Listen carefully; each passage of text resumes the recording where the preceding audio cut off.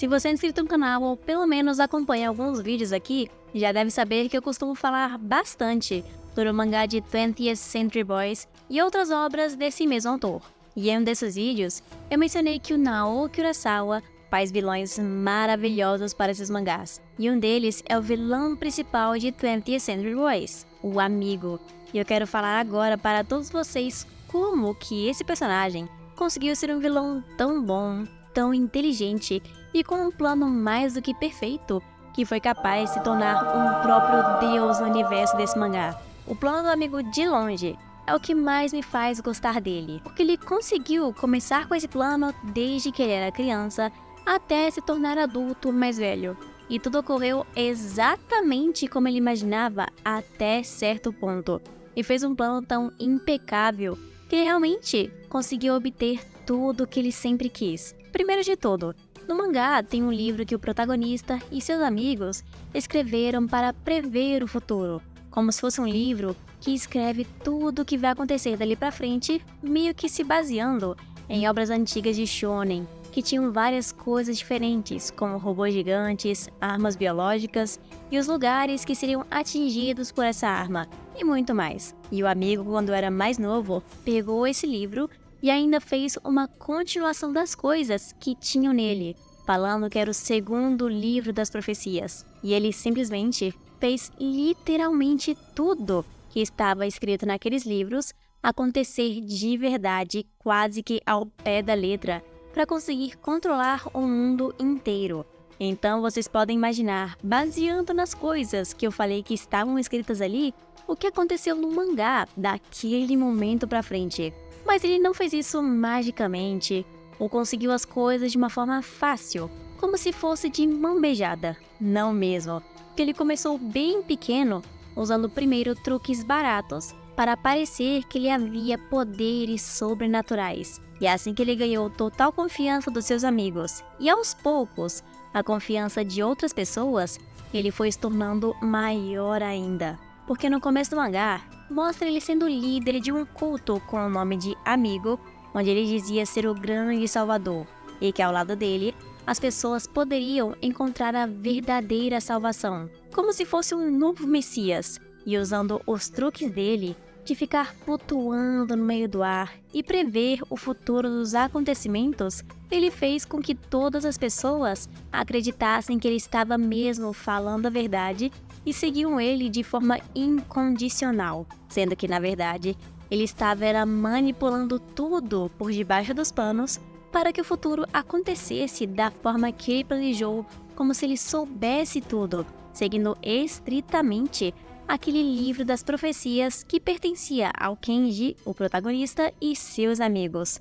Mas uma das coisas mais inteligentes que ele fez foi usar realmente tudo que ele tinha a dispor, como seu amigo e a irmã do próprio protagonista, para que os dois criassem um vírus mortal, que é a arma biológica que estava escrita no livro das profecias, e ao mesmo tempo criar a sua vacina, e também usando a própria mulher para que os dois tivessem uma filha, e que ela tivesse poderes sobrenaturais de verdade por conta de experimentos, tornando então aquela criança, a criança da profecia, e a irmã do protagonista, a Santa Mãe, como se fossem pessoas sobrenaturais assim como ele, para o povo acreditar cada vez mais nas coisas que ele dizia. E no livro, também tinha um robô gigante que atacava pessoas e matava elas com arma biológica. E ele conseguiu fazer com que isso acontecesse, mesmo sendo da forma mais simples do mundo. E usando essa desculpa de uma arma biológica, ele também usava isso para eliminar as pessoas que poderiam descobrir sua identidade ou até mesmo eram contra o culto do Amigo e não apoiava a sua causa. Então, graças a isso, no Ano Novo, aquele vírus praticamente se tornou algo muito perigoso, já que era algo desconhecido que ninguém sabia a cura. E aquele robô gigante foi matando todo mundo naquele dia. E como vocês devem imaginar, todas as coisas que o Amigo dizia para os seus seguidores acontecia e não havia ninguém para competir com ele, já que elas eram purificadas pela doença misteriosa. Mas ninguém sabia na época que era tudo culpa dele, e por conta disso, a influência do Amigo cresceu muito rápido.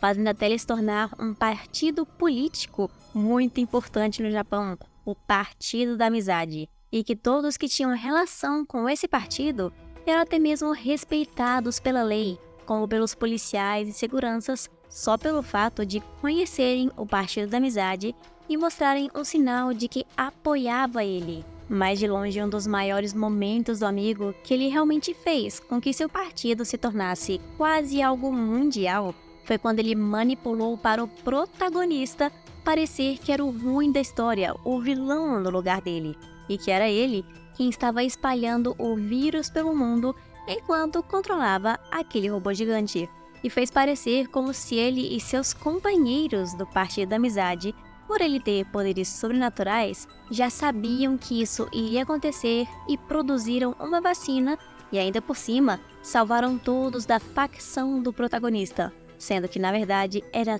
tudo parte do plano dele. E ainda para garantir que o protagonista não pensasse que o vilão era uma pessoa que muitos suspeitaram, e nem mesmo os leitores, o personagem que era suspeito de ser um amigo simplesmente acabou morrendo. Então, como aquele realmente era o vilão da história, o amigo foi ao ponto de fingir a própria morte para garantir que seu plano ocorresse do jeito que ele queria. E nisso ele se tornou tão grande e tão conhecido por todos como o herói junto do Partido da Amizade, que até o protagonista foi dado como morto e criaram um enorme monumento para o amigo. E mesmo depois da sua verdadeira morte, por causa de alguns acontecimentos que ele não pôde prever, o amigo voltou à vida como se fosse um ser divino e salvou a vida do Papa. E todas as pessoas que viram aquela cena passaram a considerar que ele era um deus. E daquele momento em diante, mesmo que não fosse mais o primeiro amigo que conhecemos, mas sim o segundo, ambos os dois carregaram o nome do amigo muito bem, já que é quase o mesmo personagem, eles continuam sendo vilão. Porque depois dessa hora dele virando um deus, o amigo realmente conquistou tudo que ele queria literalmente, se tornando o presidente do mundo e quase destruindo toda a raça humana com uma enorme pandemia. E eu admito que quando estava lendo, pensei em uma certa doença que aconteceu na vida real, sabe? Que fez a gente ficar em casa durante um longo tempo em meados de 2020. Mas enfim, depois de conquistar tudo, controlar tudo e ser o dono do mundo, o que o amigo fez foi tentar destruir tudo com uma bomba antiprótons. Mas isso foi praticamente porque ele já estava cansado de ficar brincando com tudo que ele já conseguiu, porque já estava tudo na palma da mão dele. Mas então, ele realmente conseguiu até aquele momento tudo o que ele queria, e se ele quisesse, podia ter continuado no topo até o dia da sua morte. Mas ele realizou seu plano, destruiu a vida do protagonista completamente e de seus amigos por um longo tempo, e mesmo com alguns problemas no caminho, eliminou uma grande parte da raça humana. E sinceramente, com um plano desses, qualquer vilão poderia atingir tudo que sempre quis, mas ele foi algo além, porque ele realmente fez isso desde criança, e por isso eu também preciso falar sobre a motivação do amigo, mas focando mais no primeiro amigo, que tem a identidade verdadeira de Fukubei Hattori. Desde que era uma criança, ele nunca teve muitos amigos, e por isso ele tinha bastante inveja do Kenji, o protagonista do mangá, e sempre estava cercado de amigos e toda a atenção possível. E até mesmo nos momentos que o Fukubei poderia ter atenção, não dava certo por interferência de alguém, provavelmente do Kenji.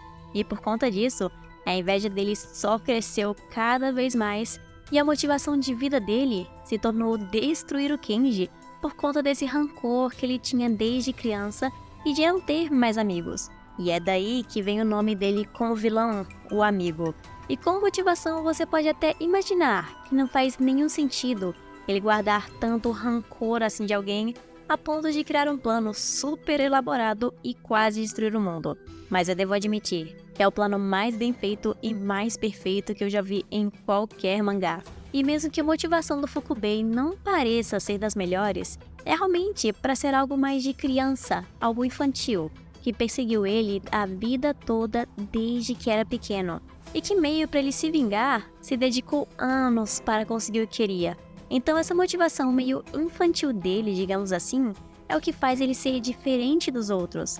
E que com certeza qualquer um que tenha lido o mangá poderia esperar que essa era a razão dele ter feito aquilo tudo. E a motivação do segundo amigo corre quase no mesmo padrão que a do primeiro, porque graças ao protagonista Kenji, ele foi excluído pelos seus amigos e praticamente dado como morto a sua infância inteira. E ele seguiu com o plano do Fukubei como amigo depois da morte dele e ainda se tornou o deus de tudo. Então o vilão amigo é, de longe, um dos mais bem construídos, um dos melhores vilões de mangá, com um plano impecável e um objetivo que continua desde que ele foi apresentado. E o melhor de tudo é que ele foi um vilão humano, digamos assim, porque ele não teve nenhuma ajuda sobrenatural ou usou poderes especiais, mas sim somente as coisas que já estavam ao seu favor e as pessoas que confiavam nele. E isso me encanta demais nesse vilão, porque ele praticamente fez com que as coisas ocorressem da maneira que ele planejou, usando tudo que ele podia até aquele momento. E se eu fosse você, já tava abrindo outra aba no computador ou no celular para ler esse mangá imediatamente, para você conhecer também a palavra do amigo, porque eu duvido que você não vai se apaixonar por ele como um vilão e um personagem muito bom de 20th Century Boys. Mas não esqueça antes disso de deixar sua inscrição aqui embaixo e o like nesse vídeo para você acompanhar ainda mais aqui o canal.